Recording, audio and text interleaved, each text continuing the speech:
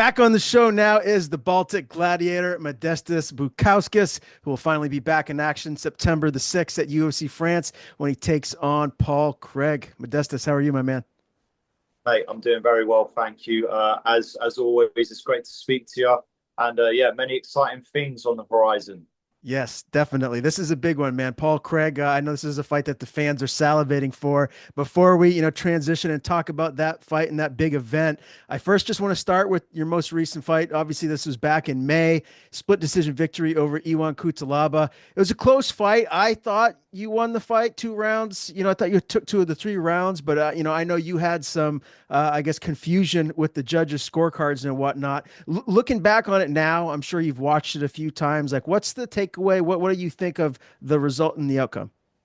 Yeah, I mean, I definitely think on all judges' scorecards, if they would have said, you know, 29 or 29-28, like either way, and then one to me, I think that would have been fair. Like, I definitely feel, as you mentioned, that I won 2 out of the 3 rounds. I definitely land. I mean, like you just said, obviously I've watched it many times. My dad's watched it many times, and we just landed the more damaging strikes. He only. I don't think he really landed. Sometimes I look at the stats and I'm thinking, where do all these significant strikes come from? Because if you look at the significant strikes that were landed from my end, they were definitely more meaningful. Don't get me wrong; it was a bloody tough fight. Obviously, he kind of took it to me. He wanted to get some of the grappling exchanges in there. I was trying a little bit too much to go for certain grappling exchange when I should have just broke off and struck. Which, when I did do that, I was, like I say, I was landing some very nice shots. I definitely felt it went in my favor. For some of the people that were online saying it was a robbery and this and that, I think it's just because they were probably swayed by obviously what the commentators were saying. But obviously everyone's got their own opinion.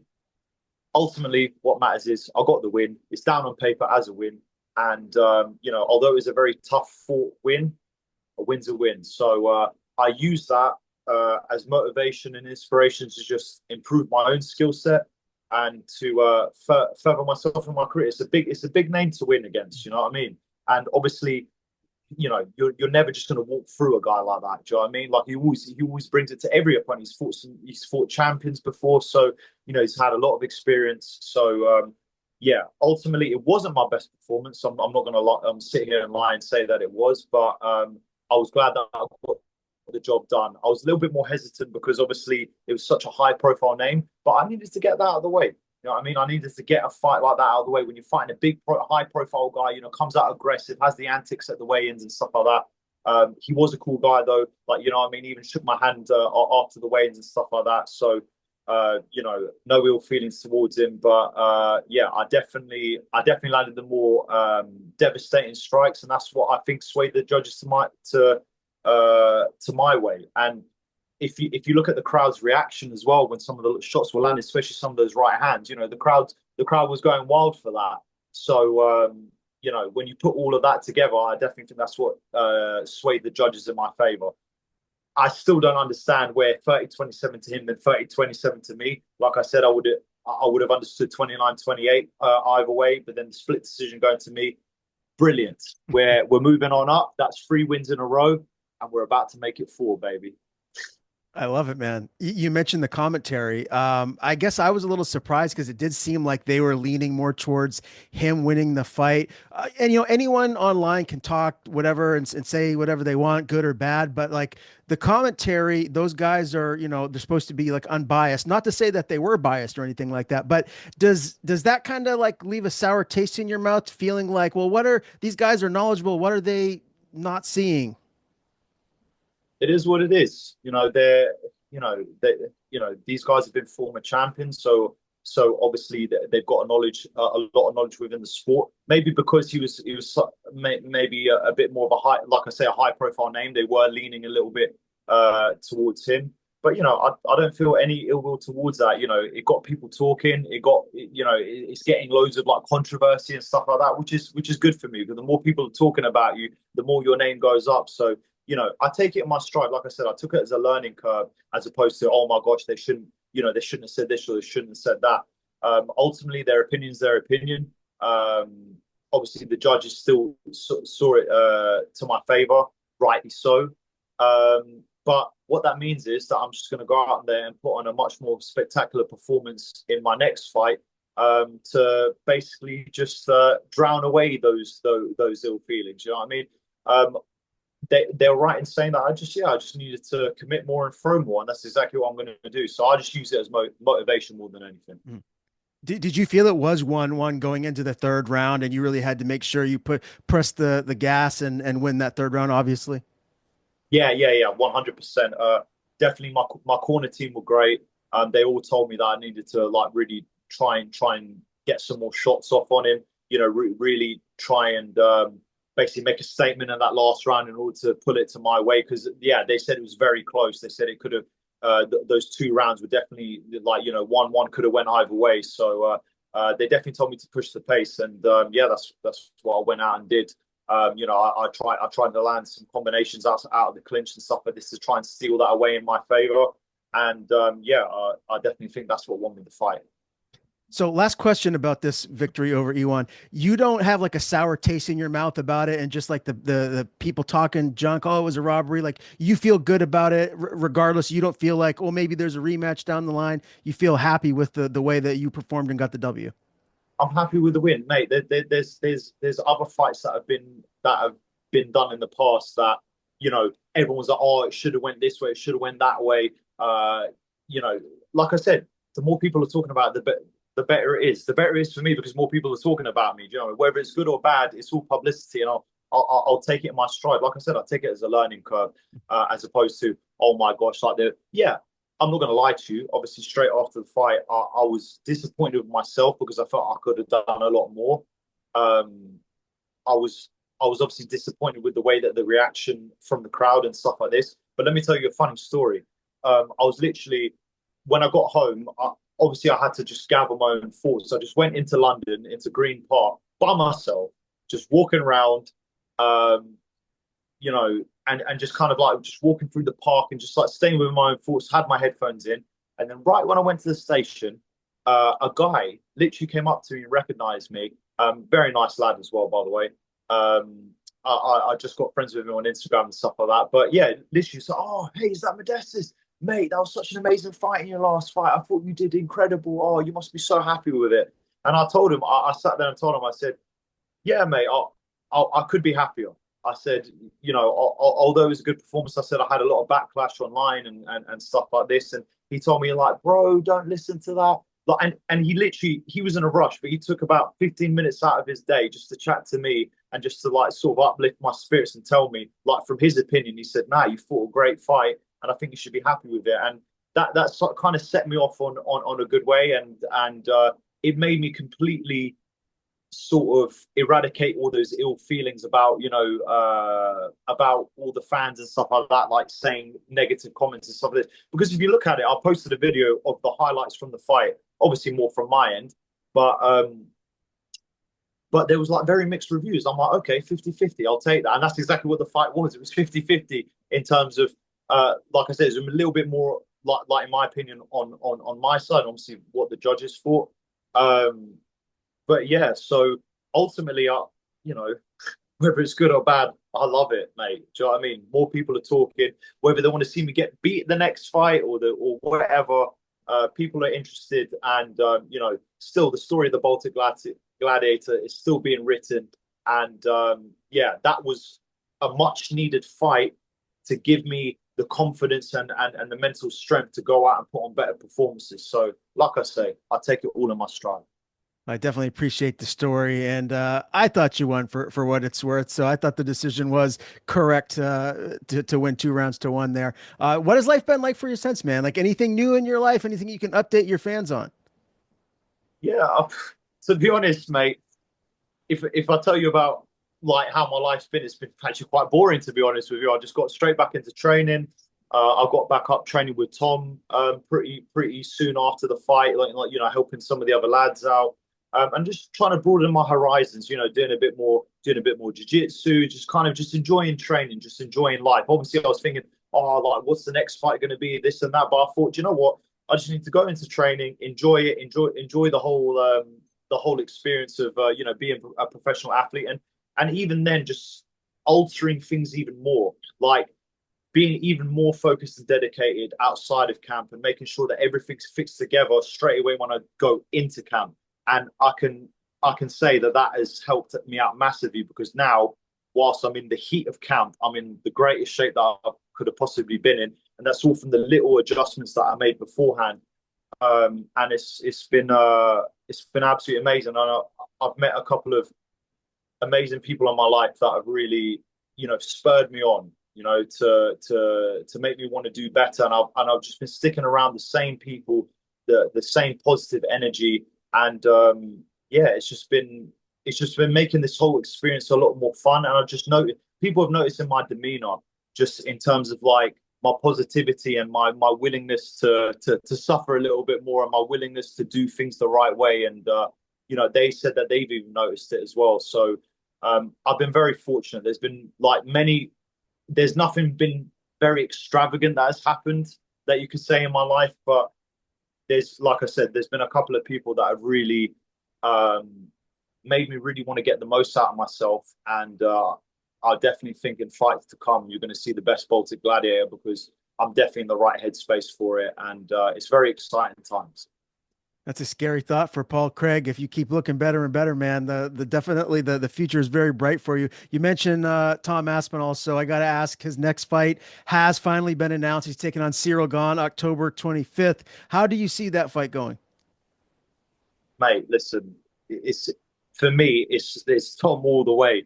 The guy is fast, he's explosive, he's very technical. I mean, oh my Lord, his ground game's insane. Like he's just an overall athlete. Like what you'd expect the picture perfect heavyweight to be, he is that guy.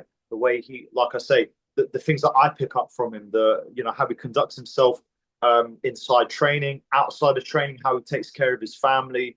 You know, he's just an all-around good guy. And in the cage, people are going to underestimate how fast he is, how explosive he is. But until he's standing in front of you, you won't know what that is. Do you know what I mean? And I think Ciryl Gane is going to have his hands full. I can't see it going any other way than with Tom getting his hand raised, and in my opinion, in spectacular fashion. It's funny people say, "Oh, well, can he last 5 rounds?" and blah blah blah. Well, listen, if he doesn't need to, then do you know what I mean? You don't get paid for overtime if he gets it done early. And I really truly believe that he will get it done earlier within those 5 rounds. So I'm very excited for him. Let me ask you this too, to bring John Jones into the equation here. You know that name is always going to be lingering around, at least for the next couple of years. Dana White says that there's going to be a fight at the White House at some point in the future, and that seems to have brought John out of retirement. Do you think it actually will? Do you think this is just him talking just to like stay in the headlines, or do you think he'll ever even fight Aspinall? Who knows, mate? I mean, with him, it's kind of up in the air. I think, in my personal opinion, he's probably just waiting to see how Tom fares with some of the other heavyweights, and then that will give him then the motivation to then come back. And obviously, with a massive White House card being announced, of course he's going to want to get on that, and then that will be a big fight. Not only is that great for John, it's great for Tom. I want that fight to happen for him. So Tom goes out there.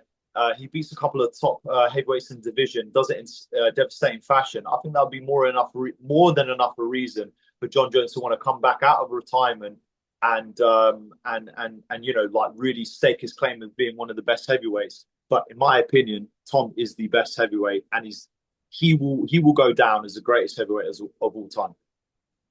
I would not be surprised if that happens, and I sure hope that we do get that Tom versus John fight eventually. That would be epic, and the fans would all be tuning in all across the whole world. Let's transition a little bit here to this fight in France. Paul Craig is known for his ground game. He's got 13 submission victories. Has this been a camp so far where you already mentioned you're doing a lot of jujitsu? Have you been focusing a lot on that ground game and like takedown defense to keep it on the feet? Do you feel like that's your best course to victory here? My best course of victory is to take it to him. I feel like people are just very hesitant because obviously, don't get me wrong, he's got an extremely dangerous ground game. He's very experienced. He's former champions. You know what I mean? Obviously, he's got a massive repertoire. I mean, even some of the kicks that he throws, do you know what I mean? They're like very technically sound. But with a guy like that, you can't be you can't be sort of hesitant and hiding away behind what his best attribute is. I've got very good attributes also. So what my job is to take my best attributes to him, and impose my will on him. He's very experienced, very talented. And of course he's very dangerous in the places where he's the best. So realistically, I've got to go to where I'm most dangerous. But if it does hit the floor, I'll be more than prepared. His last fight was a no contest with Bellotto, but prior to that, he had three straight losses against, very high level middleweights. Do you feel there's going to be a big size strength difference from him coming up to meet you at 205? Do you think you're going to be the bigger, stronger man in there? Yeah, from what I've heard, he's a bit of a lighter light heavyweight. Obviously he's got a very lean build. He's tall, he's long. He uses his limbs very well. So obviously I've been working very hard. I've been training up with Tom. We've been doing strength and conditioning with my dad. So you know, I am confident that I'll have the strength advantage. Ultimately, when you go in there, you've just got to, like I say, impose your game plan, impose your will, and put it into your favor. So I don't underestimate anyone. Like I could sit here and say, "Oh yeah, I'm definitely going to be stronger," and this and that. But you got to respect their game plan. But like I say, impose your own game plan also. So the only time that we're going to be able to feel it is when I'm in there. But obviously, I'm very confident in my abilities. I'm very confident in my own strengths, and I'm looking forward to put them out on show September 6th. How excited are you to be fighting in France? Mate, I'm truly blessed, mate. Truly blessed. I've fought in Seattle. I fought in Montreal. Now I'm fighting again in Paris. I'm traveling all over the world. I'm traveling with my dad all over the world, getting into fist fights. I mean, literally, you couldn't think of a better lifestyle than that. You know what I mean? Traveling the world with your dad and your close people, getting into fist fights, going into massive crowds, getting the energy. I think it's absolutely amazing. And I've heard that the French crowd are pretty rowdy. So I am really looking forward to going out there in front of a big crowd, in front of a very energetic crowd, and just using that as energy. And it's funny because obviously neither of us are French. So who are they going to be siding with? So I think that makes it interesting in itself. Do you think if you get this win, or should I say, when you get this win, and if you do it emphatically and maybe put him out, do you think you're going to crack the top 15 finally? I was looking at the rankings. I thought maybe I'd see you there, 15, 14. Well, this win gets you over that and gets you into the rankings. 100%, mate. Definitely my next fight after this win will be a top 15 matchup. I'll stake my claim to be one of the best light heavyweights in the world. And we're just going to be moving up towards that belt. Do you know what I mean? I definitely got the skill set to take on all of them. It's just about going out there and doing the job. So, I'm very focused on the job that I have at hand because Paul Craig is a very dangerous opponent. It's a very big name. So having that name under my belt will definitely give me a top 15 matchup next. Would be 4 wins in a row, and obviously I'm always fighting for the finish, as I'm sure he is also. So yeah, it's very exciting times, and hopefully I go out unscathed, and I can maybe squeeze another one in here at the end of the year. So yeah, but all focus is on this fight in front of me. Very dangerous opponent. I got to go in and get the job done, and I'm very confident that I will. And this is a question that I ask every time, I get a chance to interview you or really any other fighters at this point with how betting is becoming such a huge thing for all the bettors out there, Modestas. What round? How you doing it? Give us an official prediction. How are you getting your hand raised? I'm gonna win. I'm gonna win by finish, mate. Um, we're gonna go for the first round. Like I say, I'm gonna come out explosive. I'm gonna come out hard. I'm gonna go for the finish. So first round, you put that down as me getting the finish. I'm sure I'll be making some people some money. I'm looking forward to it, man. Like I say, I'm excited. I'm confident in my abilities. I respect Paul Craig a lot. He's done a hell of a lot in the sport, and this is a very exciting matchup, not only for myself but for the people watching. And I'm going to make sure that I put on the best performance of my life. Last question from me. The main event is going to be Imavov and Barajo. How do you see that fight going? Who do you think gets their hand raised there? You know what, Barrio has been looking very, very good. Obviously, the fighting nerds have been doing their thing recently. But Imavov is, he's had another big win against Adesanya, and he just seems to know how to find the right shots. Um, is Imavov French by any chance?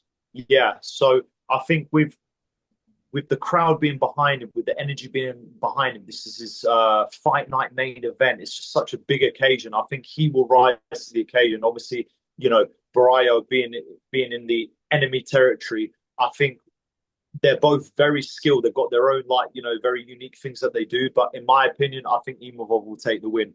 Um, just because, like I say, he's got the home crowd advantage, and I know he's going to use that as energy to bring him to victory.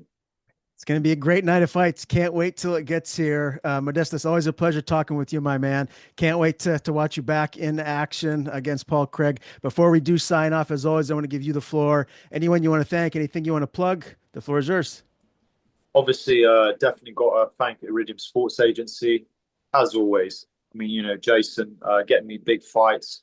You got other guys, Jacob, getting me good deals here and there. Ed bringing me in connection with you guys to get all these interviews. Everyone at Team Iridium, the dark side. We're doing bits, so I got to obviously give them a massive thank you. All my close team. Obviously, my dad, my family, the guys up at, Tom, his dad's been like taking me under his wing as well. Like he's been helping me out a lot. Lucas will, the guys at BST are always helping me out as well. Raymond and Danny, Marcus as well has been helping me out a lot.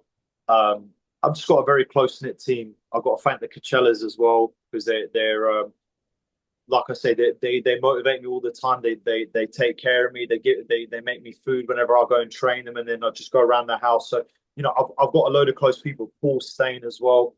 Like I said, they're just too many to name. And even behind the scenes as well, like Rose, my stepmom, just like all like I'll literally call her up, yeah, like probably halfway through the day, I'm on the way back from training. Oh, do you mind making me some potatoes? The amount of times I've told her that, like, asked her on the phone, I bet she just gets like annoyed every single time. I'm like, oh my God, here he goes again. The egg and potato boy. Do you know what I mean? But yeah, no, I've got a great team. I've got great people around me, and it's bringing the best out of me. Um, but yeah, I definitely got to give a special shout out to the guys. At Tom Aspinall's gym because the camaraderie, the team, family spirit is absolutely amazing. You've got Ante fighting as well on the same card. What an amazing energy to be going into a fight with. So yeah, I apologize for anyone that I didn't mention, but there's just so many people that have helped me to get to where I am, and I'm just very grateful and thankful for all of them.